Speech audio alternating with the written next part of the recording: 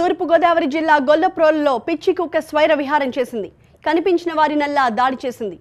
పిల్లలు పెద్దలతో పాటు 10 మందిని గాయపరిచింది. గాయపడ్డ వారికి ప్రభుత్వ ఆసుపత్రిలో చికిత్సను అందిస్తున్నారు. ఇప్పుడే కాదు, గతంలో కూడా పిచ్చి కుక్కలు చాలా మందిపై దాడి చేశాయి.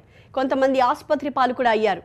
ఈ విషయంపై చాలాసార్లు అధికారులకు ఫిర్యాదు చేసినా ఎలాంటి చర్యలు తీసుకోలేదని ఆగ్రహం వ్యక్తం చేస్తున్నారు గ్రామస్తులు.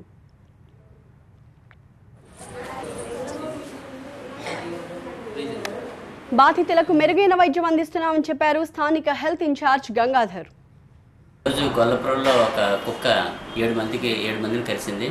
అది కొత్తపేట, మార్కండేయపురం, ఎస్సీపేట ఈ ఏరియా అంతా కూడా కలిసి మొత్తం 7 వరకు కలిసింది. వాళ్ళందరూ హాస్పిటల్కి వచ్చారు. వచ్చిన తర్వాత వాళ్ళకి టీటీ ఇంజెక్షన్ మరియు ఏఆర్వీ చేసి ఎందుకన్నా మంచిదని ఒకసారి ప్రభుత్వ సామాన్య హాస్పిటల్కి పంపించే వాళ్ళకి